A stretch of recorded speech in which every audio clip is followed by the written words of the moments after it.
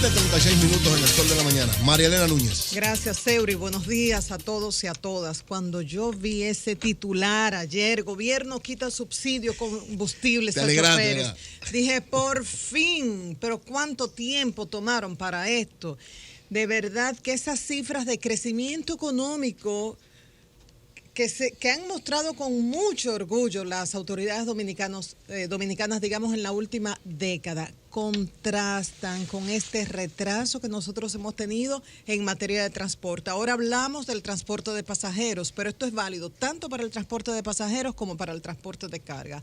Hay un monopolio, hay distorsiones. Y estas distorsiones, ese dinero, Eury decía, que ellos son un poder. No es que ellos sean un poder, es que los gobiernos los han empoderado. Es cierto que durante un tiempo ellos tenían un poder para paralizar, es cierto. Y para contrarrestar ese poder, los gobiernos fueron dándoles privilegios en dinero, de otras maneras, y entonces así se convirtieron en los dueños del país. ¿Responsabilidad de esto? Los gobiernos dominicanos que lo permitieron. Entonces, por fin se tiene la responsabilidad de eliminar esta distorsión.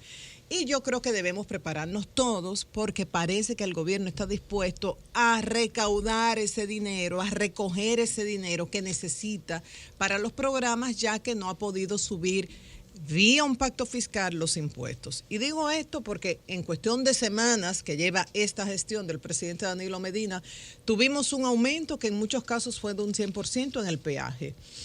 Tuvimos un aumento también en el marbete, que va desde 300 pesos a 800 pesos.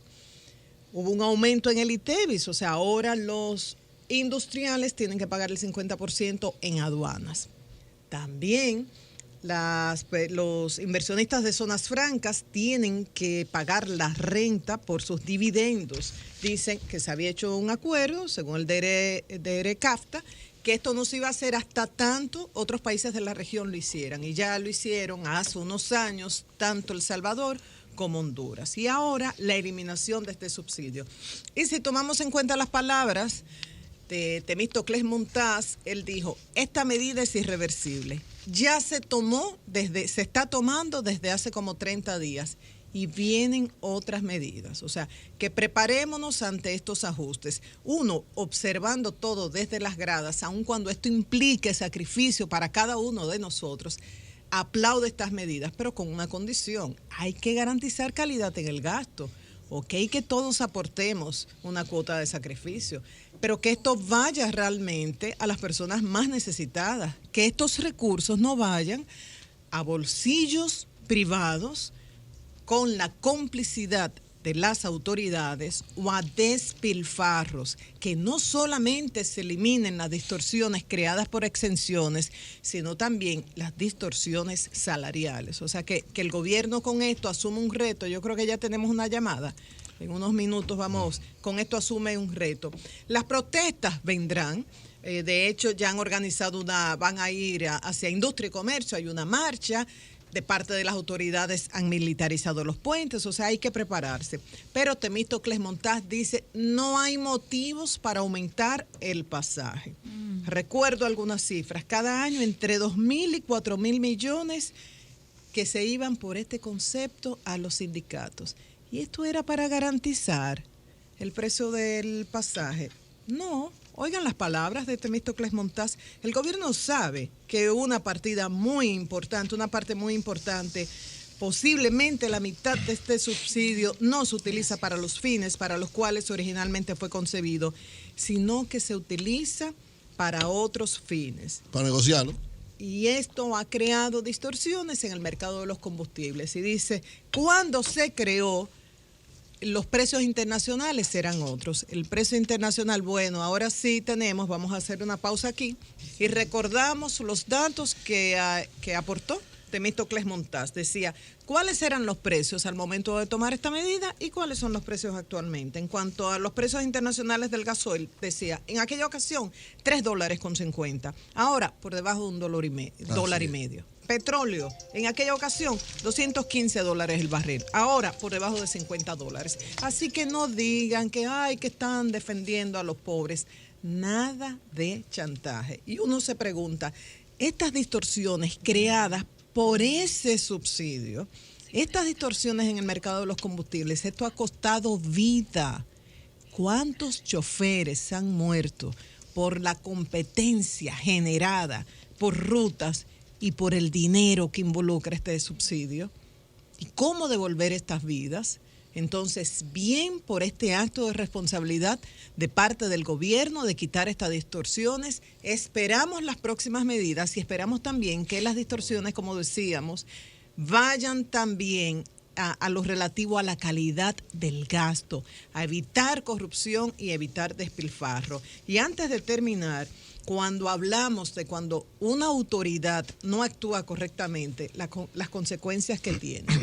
Con el caso de Carla Maciel, las autoridades manejaron ese caso tan mal que eso sigue costando vidas. ¿Y a qué me refiero? En un momento dado que se hablaba de que, esa niña desapareció y la mataron para tráfico de órganos, decía la gente, pero nadie le daba mucho crédito hasta que las autoridades el Ministerio Público dispuso el cierre temporal de 3 clínicas en Santo Domingo Este. Señores, si la autoridad actúa, uno deduce, no, aunque los expertos digan que esto es imposible, parece que sí. Y ustedes saben lo que esto ha generado. 0 donación de órganos cadavéricos, como le llaman. A mí no me gusta mucho ese término, pero bueno, órganos donados por personas que fallecen por autorización de los familiares. 0, eso es para llorar.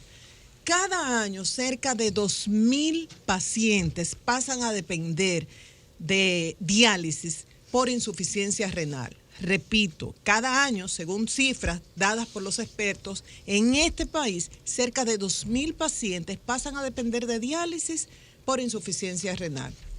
¿Y qué pasa? Según ellos, en 5 años solamente va a sobrevivir más o menos el 50% a menos que pueda recibir un trasplante. ¿De qué dependía esta gente? Básicamente porque no es tan fácil conseguir un donante vivo. Además, hay una serie de pasos que hay que dar. Por ejemplo, hay que garantizar no solamente la compatibilidad y lo que tiene que ver con la salud, la parte científica, no. Hay dinero de por medio, no se hace.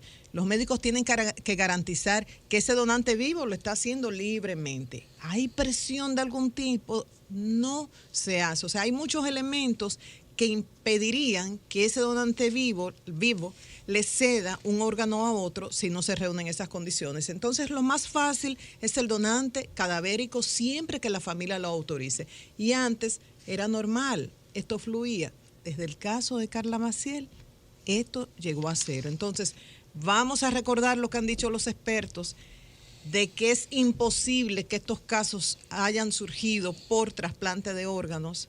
Como ellos dicen que donar es un acto de amor, entonces entérense bien y a las autoridades que piensen bien las consecuencias de sus actuaciones, porque hoy día muchas personas que están oyendo este programa, que tienen insuficiencia renal, que dependen de diálisis, que tienen años esperando por un trasplante y que saben que esas donaciones de cadáveres, de pacientes que han fallecido, se han parado después de Carla Maciel, de seguro que entienden perfectamente, Amaury, de qué estamos hablando.